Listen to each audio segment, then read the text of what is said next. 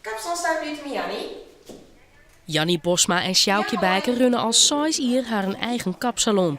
En die salon waard eerst keer het leukste van Tietjerkstradiel, daarna van Friesland en nu binnen ze echt de leukste van Nederland. We hebben nooit gedacht dat we dit van heel Nederland zouden winnen.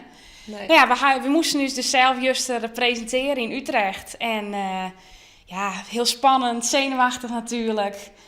Maar ja, de presentatie voor ons gevoel ging goed. Maar ja, de oren dienen het echt goed. Maar ja, we zijn toch uitgekozen. De klanten van de salon gaan een belangrijke rol spelen bij de verkiezing. Ja, zij knippen heel goed, ze hebben een goede prijs en ze zijn heel aardig. En je hoort hier weer koffie met gebak. En hij ook op haar stemt?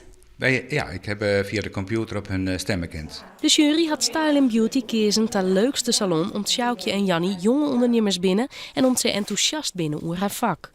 Op haar 19e ben ze met haar eigen zaak begonnen. We hebben een vriendin, we hebben toen gewoon dat we graag natuurlijk een eigen zaak willen starten.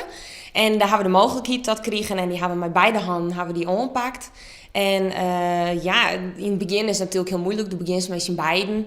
En uiteindelijk is het uiteraard dat we nou 2 vaste meiden in dienst hebben, maar liefst 4 stagiaires. Dus dat is super goed gegaan.